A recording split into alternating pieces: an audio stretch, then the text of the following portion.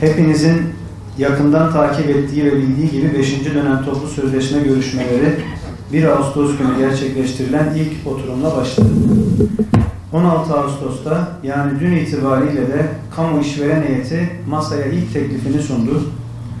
Kamu işvereni görüşmelerin 16. gününde bizim tekliflerimizin kendisine iletilmesinden tam 22 gün sonra masaya teklif sundu. Kamu işvereninin toplu sözleşme masasına sunduğu ve kamuoyuna duyurduğu teklif, gecikmeyi unutturacak kadar vahim bir içeriğe ve eksikliklere sahip.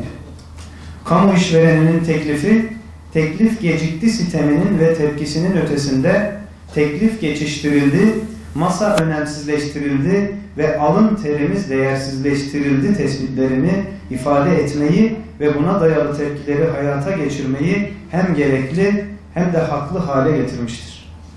Toplu sözleşme sürecine dair sitem ve tepki cümlelerinin sayısının ve dozunun yükselmesi, kamu işvereninin masaya geç teklif sunma gayretinin ve sunduğu teklifin garabetinin semeresi olarak görülmelidir.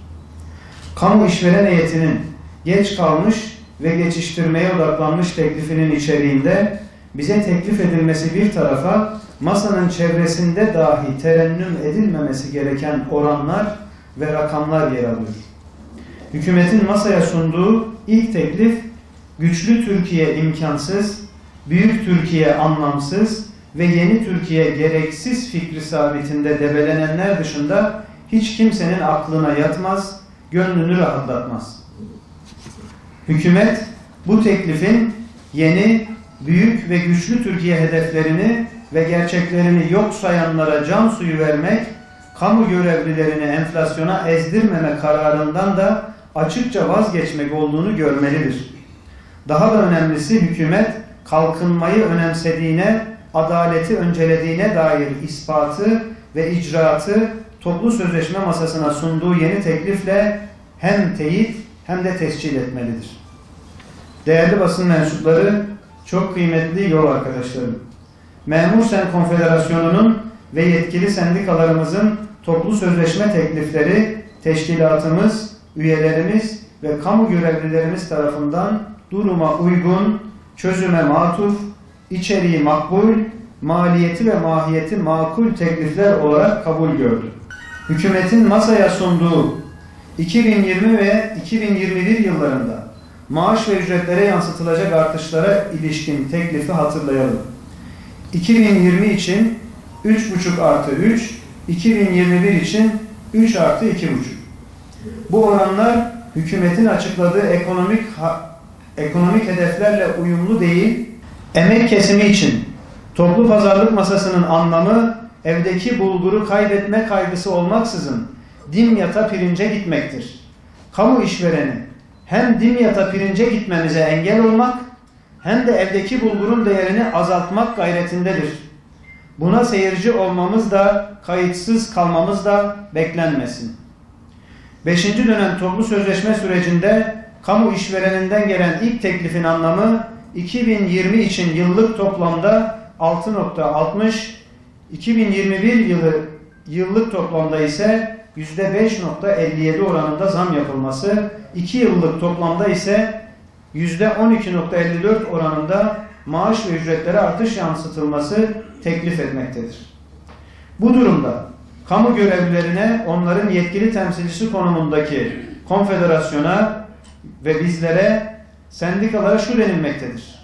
2020'de maaş ve ücretlerinize enflasyon beklentisinden daha düşük oranda zam yapılmasını kabul edin. Şekere, elektriğe, doğalgaza tek seferde %15 zam yapıldı. Fakat maaş ve ücretlerinize 4 seferde %12'nin biraz üzerinde zam yapılmasını normal kabul edin. Yetmez, gecikme zammı aylık %2,5, yıllık %30 iken, maaş zammınızın yıllık %6'lar ve 2 yıllık toplamda %12'ler seviyesinde olmasına aldırış etmeyin deniyor. Diğer taraftan toplu pazarlık masası sadece maaş ve ücret zamlarıyla sınırlı bir pazarlık masası değil. Masada haklar, sosyal hak ve yardımlar, özlük hakları ve çalışma şartları da pazarlığın kapsamında değerlendiriliyor.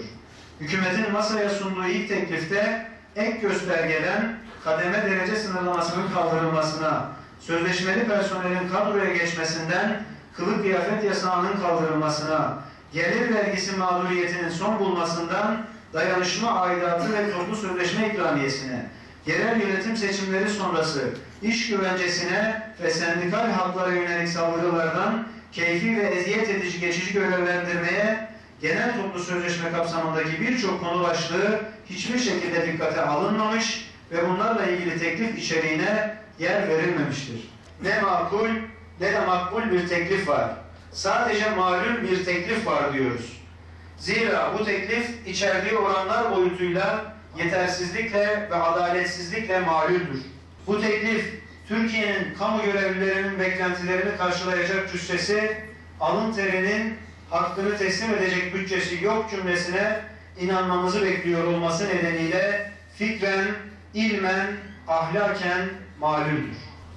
Biz Cumhurbaşkanı hükümet sisteminin ilk toplu sözleşmesinin imzaya çağıran bir içerikle yürütülmesini beklerken nizaya ve sahaya çağıran bir teklifle karşılaştık. Bu teklifin maliyetini karşılayacak bütçede imkan var olduğuna inanıyoruz.